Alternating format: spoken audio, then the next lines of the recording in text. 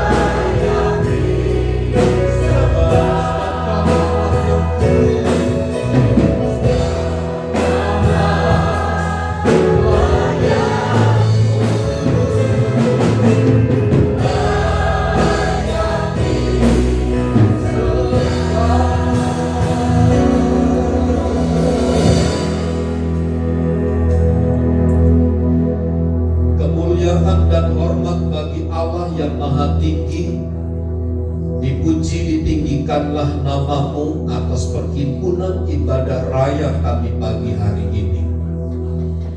Saatnya kami akan berdiam diri untuk mendengar suara Tuhan melalui firman-Mu. Dan pakailah hamba-Mu ini yang penuh dengan keterbatasan dan kekurangan, sehingga hamba-Mu dapat menyampaikan firman Allah dengan baik. Urapilah kami, penuhi kami dengan kuasa-Mu, agar di tempat ini kami tetap menjunjung tinggi dan menghargai, menghormati pekerjaan Roh Allah. Karenanya segala tipu daya, segala pekerjaan-pekerjaan roh jahat kami tolak dalam nama Yesus. Kami berdoa nama-Mu ditinggikan dan dipermuliakan saat kami memperbincangkan dan memikirkan setiap firman Allah. Kami siap diberkati oleh firman-Mu di dalam dan demi nama Yesus yang siap diberkati bersama, katakan amin. Amin. Silakan duduk Bapak, Ibu, Saudara sekalian. Salam. Baik, puji Tuhan. Kita membaca Alkitab kita dari Injil Matius pasal yang ke-27. Injil Matius pasal yang ke-27, kita sampai kepada ayat 1 dan kita akan membacanya bergantian sampai kepada ayat yang ke-10.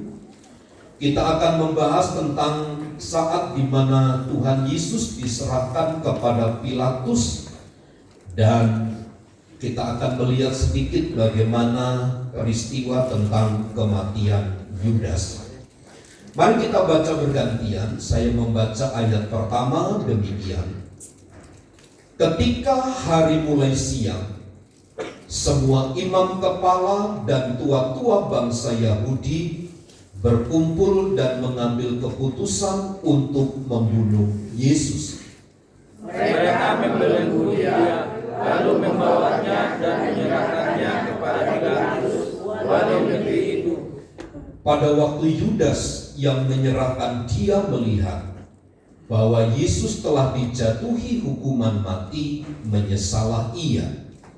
Lalu ia mengembalikan uang yang 30 perak itu kepada imam-imam kepala dan tua-tua.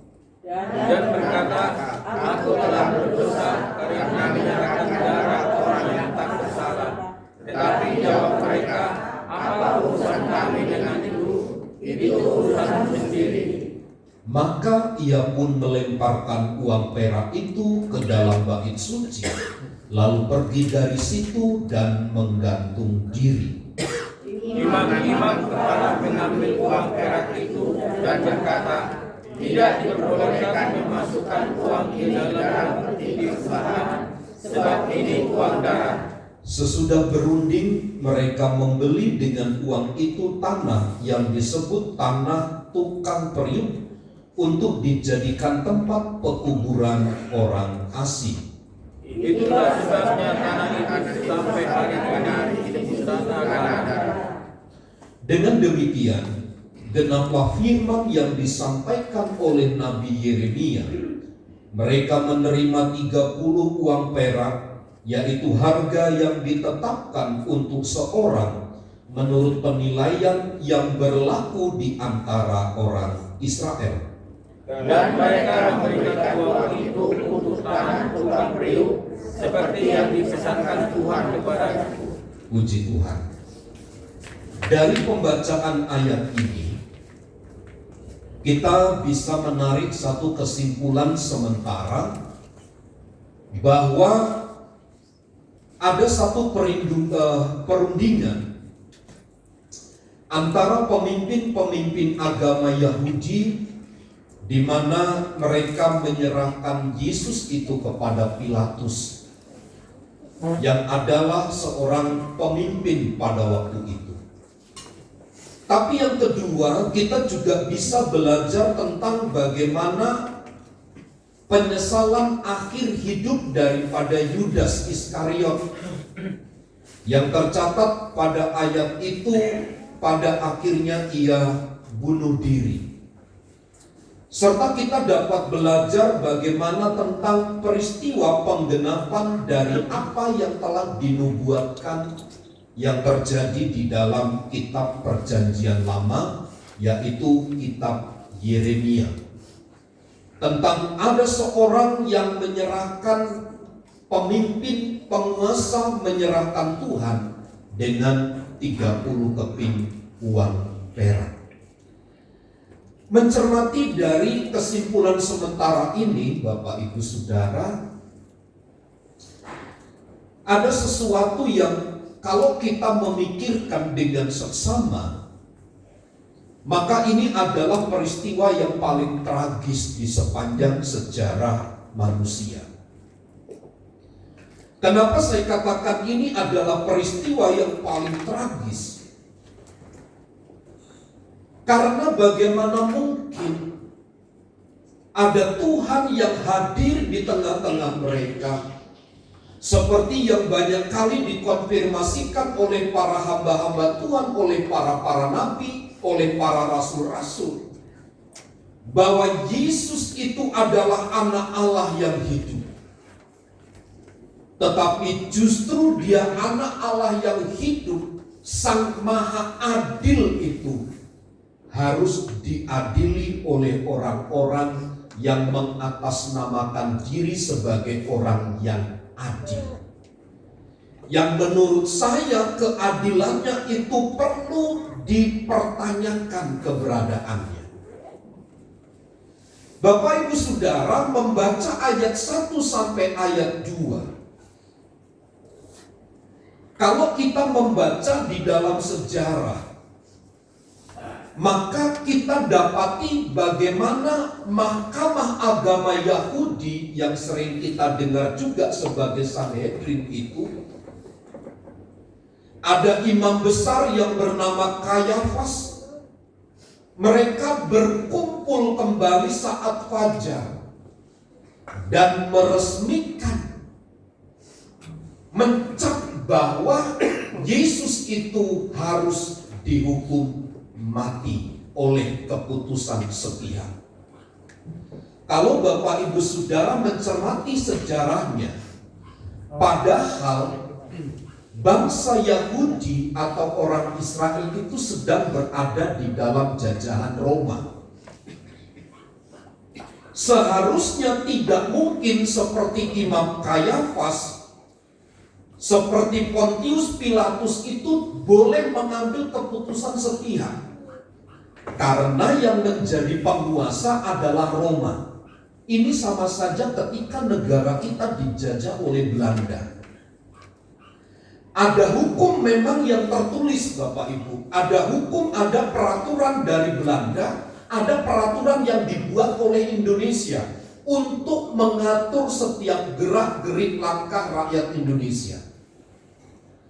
Tapi ada persoalan di sini. Persoalannya adalah ketika bangsa Indonesia coba hidup sesuai dengan aturan hukum yang dibuat, aturan itu dibatasi oleh sang penguasa, penjajah, yaitu Belanda. Setiap keputusan yang dibuat oleh negara Indonesia ketika diperhadapkan kepada Belanda pasti akan dianggap itu sebagai keputusan yang tidak menguntungkan, sehingga itu akan dianulir, akan dipatahkan, akan digagalkan. Sehingga Bapak Ibu Saudara sama sekali tidak berdaya. Seharusnya inilah kekuatan yang dapat kita lihat seperti Imam Kayafas, Pontius Pilatus sebagai gubernur yang ada di Yudea. Mereka tidak bisa dan tidak boleh mengambil keputusan apapun, termasuk terkait dengan membunuh orang. Tidak bisa, karena ada hukum Romawi, harus sepengetahuan mereka, karena mereka yang berkuasa. Pertanyaan besarnya adalah, ada apa dengan Imam Kayafas? Ada apa dengan Pontius Pilatus? Sehingga mereka sepakat untuk mengesahkan bahwa Yesus itu harus mati. tentu yang seringkali Bapak Ibu Saudara dengar, masalahnya adalah kredibilitas mereka sebagai penguasa, sebagai pemimpin-pemimpin agama. Mereka terlecehkan, direndahkan oleh keberadaan Tuhan Yesus pada waktu itu. Sehingga bagaimanapun Bapak Ibu Saudara, lihat alasan-alasan yang kita dapat baca dari pasal-pasal sebelumnya adalah tentang bagaimana prinsip-prinsip keagamaan itu. Tetapi apa yang dinyatakan tentang agama diubah secara politik oleh Kayafas, kemudian oleh Pontius Pilatus pada waktu itu. Dan yang kedua, saya mempercayai ada beberapa literatur yang menyebutkan bahwa sama seperti Imam Kayafas dan Pontius Pilatus, gubernur Yudea yang di bawah Roma itu, mereka adalah orang-orang yang suka dengan uang. Mereka adalah para penjilat. Mereka adalah orang yang bekerja sama dengan penjajah, dengan Roma. Karenanya apapun keputusan mereka dipandang sebagai yang benar. Kalau menurut saya ini menunjukkan satu persekongkolan antara institusi keagamaan yang korup dengan kekuasaan sekuler yang pada waktu itu dipegang oleh Roma. Kalau sudah begini, seperti apa yang saya sampaikan beberapa bulan yang lalu, tidak ada dasar, tidak ada celah, tidak ada alasan bagi Tuhan Yesus untuk melepaskan diri dari keputusan terakhir bahwa Yesus harus mati. Kalau kita melihat, inilah cara manusia. Orang berpikir begini, Bapak Ibu Saudara, gagal prinsip penebusan Yesus. Ketika kitab Yohanes pasal 3 mencatat Bapa mengirimkan anaknya yang tunggal supaya yang percaya kepadanya itu tidak binasa. Gagal oleh karena kekuatan-kekuatan agamawi dan kuasa-kuasa teritorial pada waktu itu. Tidak ada lagi daya, tidak ada kekuatan. Tapi saya ingin yakinkan begini Bapak Ibu Saudara, ini semua adalah di dalam rencana kedaulatan Allah. Meskipun menurut kita jahat, meskipun menurut kita tidak baik, tetapi kenyataannya salib itulah yang membawa gereja, yang membawa umat-umatnya untuk sampai kepada kehidupan yang kekal. Kalau kita melihat prosesnya sedih, memilukan, menyakitkan. Tetapi jangan kita hanya melihat proses untuk sampai kepada tahap kayu salib itu. Tapi lihatlah rencana agung besar Allah itu terhadap penyelamatan umat manusia. Jika kita melihat kenyataan ini, maka kita akan memandang, bukan menyederhanakan, bukan menyepelekan, tetapi kita akan menaruh satu penghargaan yang tinggi terhadap proses-proses yang terjadi menjelang peristiwa dari penyaliban itu. Acap kali kita menjadi marah, bukan Bapak Ibu, kalau kita sedang diproses oleh Tuhan. Kita menjadi benci. Mengapa Tuhan harus buat jalan saya seperti ini? Bukankah jalan yang di sebelah sana itu lebih cepat? Kenapa Tuhan taruh saya di tempat ini yang kelihatannya tidak ada kemajuan? Di tempat saya gersang, sementara di sebelah sana basah. Saya ingin sampaikan begini, mari kita belajar menghargai setiap proses hidup kita. Karena ketidakbaikan yang kita lihat sementara itu akan mengerjakan kemuliaan di mana Kristus itu yang ditinggikan pada akhirnya. Meskipun orang mereka-rekakan yang jahat seperti peristiwa Yusuf, tetapi Tuhan memakai peristiwa itu sebagai jalan untuk menyelamatkan generasi kemudian. Jadi Bapak Ibu Saudara, mari kita belajar menghargai segala sesuatu yang terjadi dalam hidup kita ini. Sebut saja apa. Mari kita menghargai itu sebagai satu jalan di mana Allah itu membawa kita kepada satu kemuliaan. Memang saat kita menghadapi proses seperti itu, sulit bagi kita untuk melihat celah. Karena kita hanya melihat dengan kacamata iman. Tetapi ketika kita berani mengambil sikap yang berbeda ini, maka sesungguhnya kita akan melihat tangan Tuhan yang penuh kuasa itu akan menolong kita. Apa yang Tuhan tidak bisa buat, apa yang Tuhan tidak bisa ubah atas ketidakmampuan kita mencermati setiap proses yang kita pandang sebagai yang tidak baik itu. Tuhan mampu mengubahnya menjadi kebaikan bagi kita. Bapak Ibu Saudara, saya sering kali katakan begini, saya ini orang kampung. SMA saja saya tidak tahu itu komputer. Tahu saya hanya mesin ketik. Tahun 94 waktu saya membuat laporan akhir, itu saya harus menyewa mesin ketik gitu. Itu pun sebelah jari gitu. Namanya SMA di kampung, di Transmigrasi Lampung Utara. Gak lihat gitu. Listrik pun belum masuk tahun itu. Masuk pun 2000 berapa baru masuk itu. Tapi saya melihat Bapak Ibu Saudara, satu angkatan saya, angkatan perdana di SMA Katolik pada waktu itu, semua mentas. Semua mereka jadi orang-orang yang hebat. Ketika melihat pendidikan yang berlaku, yang berlangsung di sana, mohon maaf ya, mohon maaf saja, sekolahnya pun di pinggiran kandang babi, di pinggiran sawah. Sehingga kalau kami istirahat, ada waktu setengah jam, kami pergi ke kandang babi gitu. Karena nggak jauh dari kandang babi. Ketika melihat proses itu, mungkin nggak mungkin melihat ke depan gitu. Tapi saya melihat rekan-rekan kami jadi orang-orang hebat.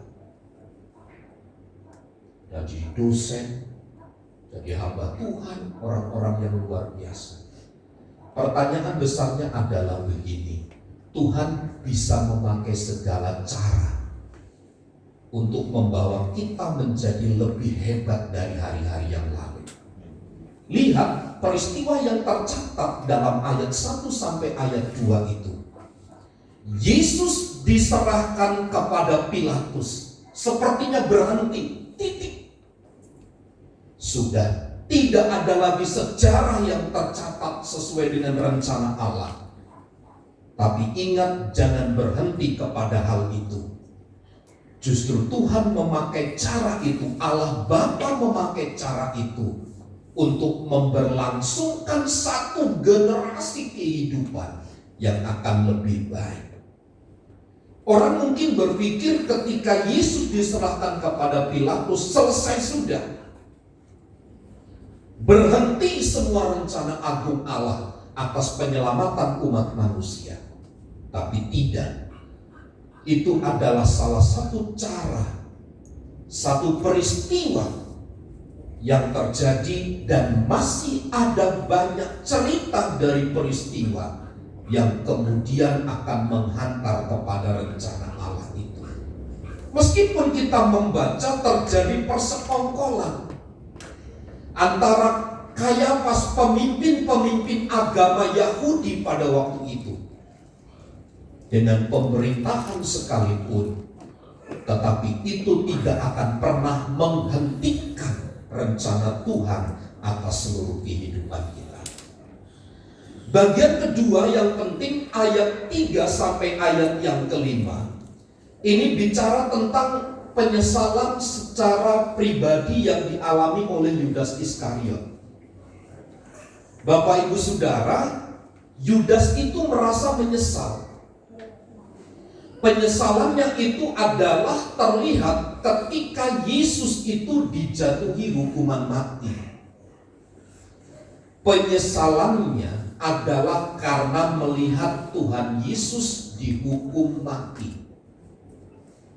Karenanya penyesalan Yudas Iskariot adalah penyesalan tahap paling awal. Karena apa? Ia menyadari bahwa ia telah menyerahkan Yesus dan pada akhirnya Tuhan Yesus dijatuhi hukuman mati. Penyesalan Yudas tidak berdasarkan kepada penyesalan bahwa ia adalah orang berdosa, tapi ia menyesal karena menyerahkan Yesus, lalu Yesus itu dihukum mati. Hanya ini yang menggerakkan. Kalau saya katakan penyesalan secara demikian tidak akan mengubahkan sesuatu. Seperti kita pada waktu makan cabai, ya, kepedesan. Tobat pedes banget. Besok ketika makan rica-rica, ya, makan yang pedas-pedas, kita ingin lagi, kepedesan lagi, kita berkata tobat dah. Ibu gembala itu sering sakit perutnya karena makan cabai, makan sedikit saja langsung mual. Tapi sudah tahu begitu, terus saja makan cabai. Setiap hari bilang, perut saya mual, kenapa? Makan cabai, ya udah. Sudah tahu. Besok lagi makan cabai lagi. Seperti itulah penyesalan daripada Yudas. Penyesalan yang seperti ini tidak akan mengubahkan apa-apa pada pribadi Yudas. Karena lihat Bapak Ibu Saudara, ditunjukkan dalam ayat itu, Yudas tidak pergi kepada pribadi Kristus, tetapi Yudas pergi kepada bait suci. Di situ ada imam-imam kepala yang pernah menyodorkan 30 keping uang perak itu. Kenapa? Karena ia menyesal telah mengambil bagian dalam peristiwa penyaliban Yesus. Tapi penyesalan itu sangat-sangat tidak kuat untuk membawa seseorang berubah. Kenyataannya, Yudas bunuh diri pada akhirnya. Inilah penyesalan duniawi Yudas yang kita bisa pelajari begini. Penyesalan-penyesalan yang seperti ini levelnya itu hanya level paling atas, paling rendah, paling murah. Seharusnya penyesalan Yudas itu adalah sampai kepada titik dasarnya, pondasinya adalah saya sudah berdosa. Saya ini orang berdosa. Nah, ketika muncul kesadaran tentang keberdosaan, ia akan mencari pribadi yang bisa menyelesaikan, bukan kepada imam-imam kepala yang telah menyerahkan Tuhan Yesus itu. Bapak Ibu Saudara, menyesal itu baik, karena langkah awal bagi kita untuk mengubah segala sesuatu. Tetapi kita harus menanamkan penyesalan itu dengan benar. Apa dasarnya kita menyesal? Keberdosaan itu yang akan mengubahkan hidup itu secara totalitas. Karenanya menurut saya, Bapak Ibu Saudara, penyesalan Yudas secara duniawi inilah yang melatar belakangi baginya kemudian untuk berkesimpulan, ya sudah, tidak ada solusi. Tidak ada jalan keluar. Yang ada adalah sudah mengakhiri hidup saja. Dia anggap itu sebagai sesuatu yang baik. Karenanya imam-imam kepala itu bukan urusanku. Itu adalah urusanmu. Karena apa? Yudas itu ingin mendapat pembelaan, ingin mendapatkan dukungan dari ahli-ahli Taurat, dari imam-imam, pemimpin-pemimpin agama pada waktu itu. Justru yang terjadi sekarang adalah ia dipersalahkan. Ketika menyerahkan 30 keping uang perak itu bukan urusan kami, itu adalah urusanmu. Karenanya Bapak Ibu Saudara, segala keputusan itu harus melalui satu standar yang paling dalam, penyesalan yang paling dalam, karena memang kita telah berdosa, bukan karena kita hanya sekadar mengerti, mengetahui bahwa Yesus dijatuhi hukuman mati seperti Yudas. Tetapi kita harus masuk kepada penyesalan yang lebih dalam. Apa itu? Yang membuat pada akhirnya kita datang kepada Kristus. Dari ayat 6 sampai ayat yang ke-8, kita bisa belajar tentang sebuah kemunafikan dari hukum agama. Ketika Yudas menyerahkan 30 keping uang perak itu, para Imam Kayafas menolaknya. Lihat Bapak Ibu Saudara, padahal uang itu sedianya berasal dari bait Allah itu. Tetapi ketika peristiwa Yudas itu mengembalikan uang itu dianggap uang sebagai uang haram, dianggap sebagai uang yang tidak berguna, tidak bermanfaat bagi pekerjaan Tuhan yang mereka layani. Ini kan sesuatu yang munafik yang ditunjukkan oleh para imam. Pada akhirnya apa yang terjadi? Uang itu diambil oleh para imam Kayafas itu kemudian untuk membeli sebidang tanah. Inilah orang yang suka membedakan Bapak Ibu Saudara konteks agama dengan dunia sekuler. Seolah-olah bidang agama itu berbeda dengan dunia sekuler. Di dunia sekuler, dunia pekerjaan, kita bisa melakukan kejahatan apapun. Tetapi di dalam dunia agama kita tidak boleh. Kita harus betul-betul tunduk taat. Salah.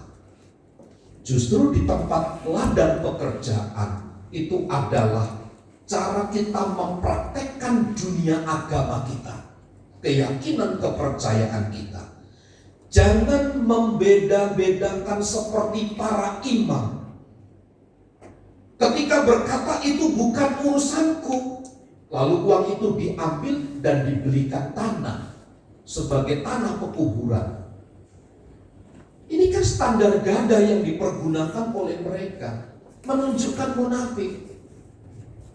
Seolah begini loh Bapak Ibu, ini ada daging babi, makan dong. Enggak, saya enggak makan daging babi najis. Tapi ketika orangnya enggak ada, dimakan. Haleluya. Itu kan si munafik itu kan begitu. Amin. Haram gitu. Tapi kalau enggak ada, Alhamdulillah. ini yang ditunjukkan oleh para imam itu seperti itu, munafik. Jangan bedakan antara dunia rohani dengan dunia sekuler, Bapak Ibu.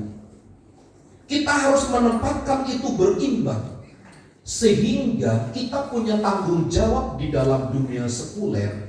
Nama Kristus harus tetap dijunjung dan ditinggikan.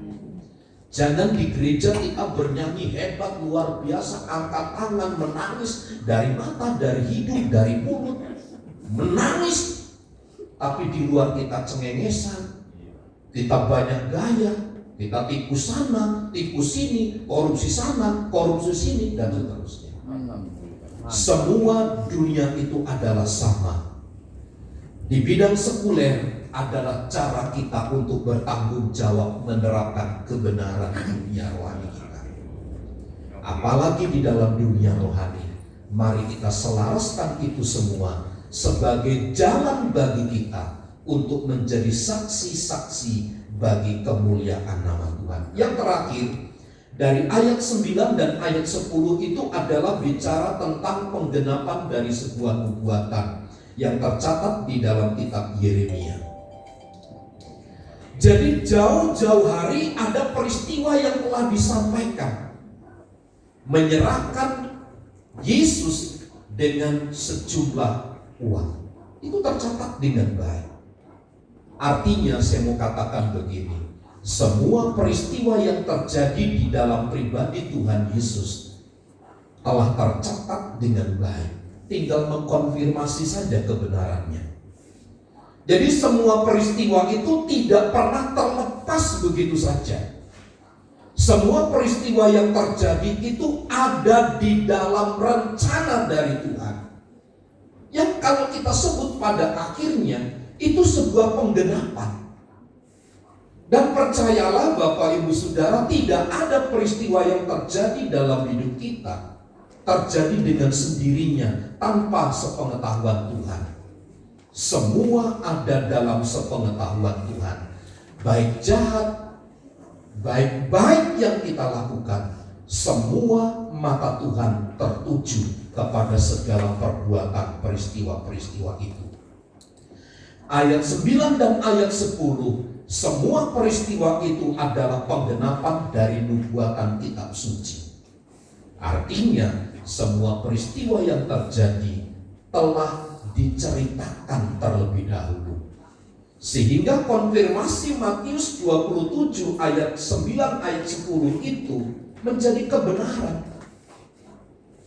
Bahwa ada satu masa, ada satu waktu di mana Roh Allah bekerja menyatakan kebenaran itu dan kemudian akan terjadi.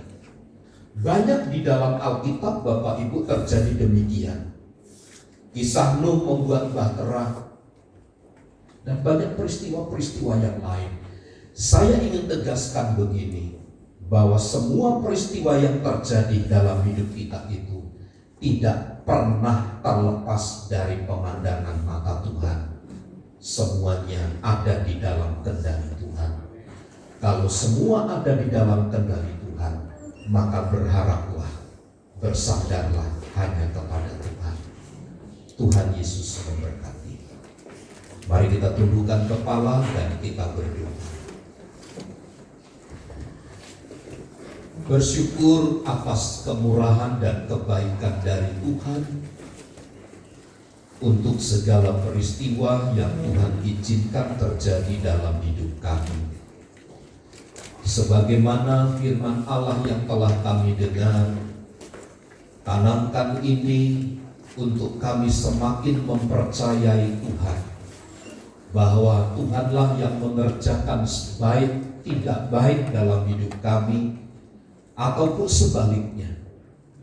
Sebab Tuhan punya rencana, Tuhan punya cara untuk menolong kami. Beri kekuatan, beri kesanggupan, beri kemampuan kepada kami untuk kami dapat berjalan dengan baik, untuk memandang jauh ke depan tentang rencana Tuhan yang akan terjadi, tentang sesuatu yang dahsyat yang Tuhan sedang kerjakan di atas hidup kami. Karenanya sadarkan kami untuk kami tetap menyandarkan hidup ini hanya kepada Tuhan. Sekiranya mungkin ada di antara kami hari ini, kami yang sedang mengalami proses hidup, ajar kepada kami untuk bersandar kepada firman Allah, agar kami semakin kuat di dalam Tuhan. Di dalam dan demi nama Yesus, setiap kita yang percaya bersama katakan amin. Terima kasih telah berkenan sudah melakukan firman Tuhan. Firman Tuhan kembali mengingatkan kita bagaimana pertobatan di dalam kehidupan kita. Kita percaya Alkitab adalah firman Tuhan. Saya undang dari petugas, karena kita bersatu di dalam Tuhan. Bapak yang baik, terima kasih Tuhan yang memberikan kami Bapa dan Tuhan Yesus kami belajar Tuhan Tuhan tentang pekerjaan yang Bapak di tempat ini dan semua yang kami lakukan Tuhan, kami percaya Kau boleh membantu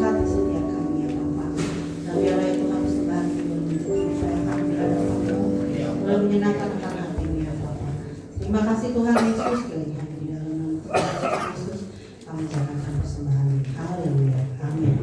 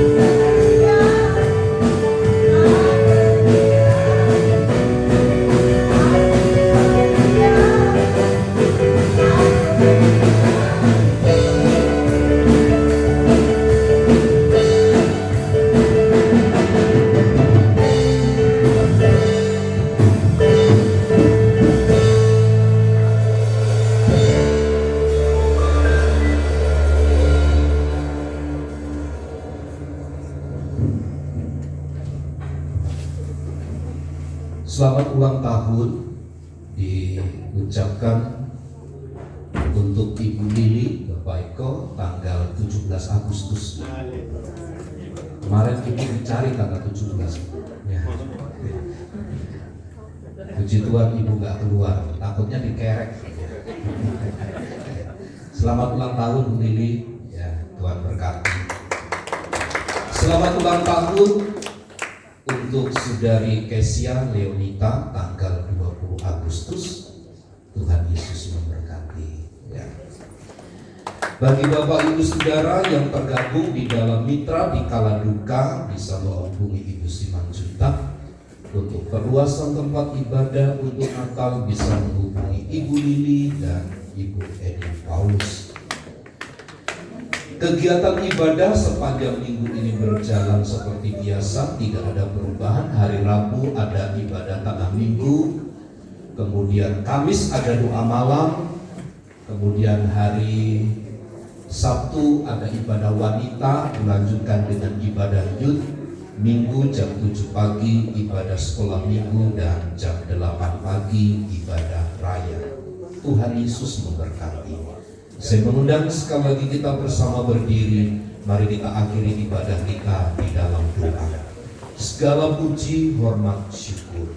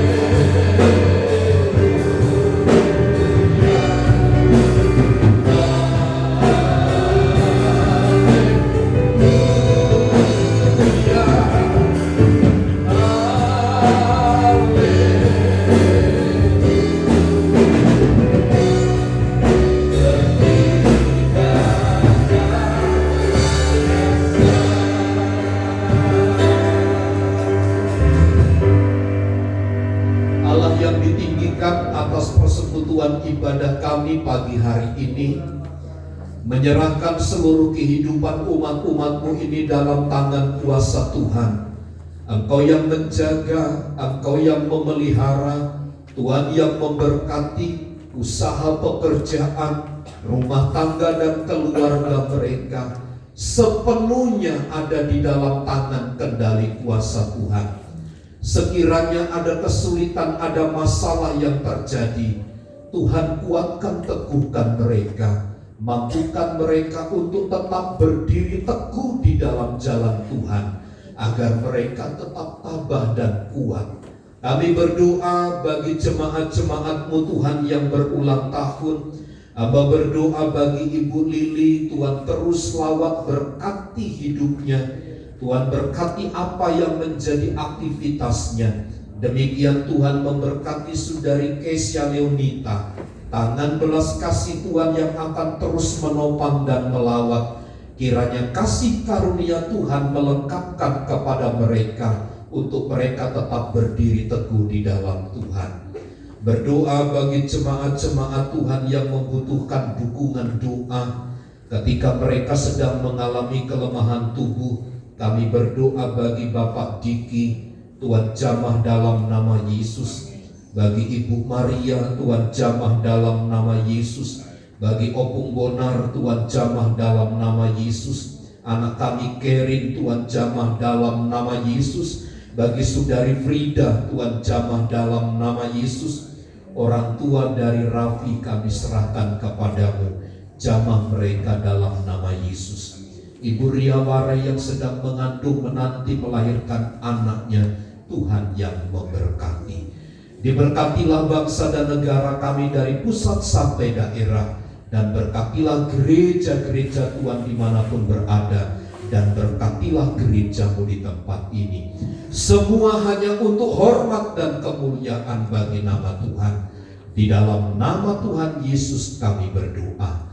Mari saudaraku, arahkanlah pandangan hatimu dan terimalah berkat Tuhan. Tuhan memberkati dan melindungi engkau. Tuhan menyinari engkau dengan wajah-Nya dan memberi engkau kasih karunia. Tuhan menghadapkan wajah-Nya kepadamu dan memberi engkau damai sejahtera. Kasih karunia dari Allah Bapa, cinta dan kasih sayang dari Tuhan Yesus Kristus, persekutuan, penghiburan dan kekuatan dari Allah Roh Kudus yang memimpin dan memberkati kita sekarang dan sampai selama-lamanya. Di dalam nama Tuhan Yesus Kristus, setiap kita yang percaya dan diberkati bersama katakan amin. Bapa, terima kasih.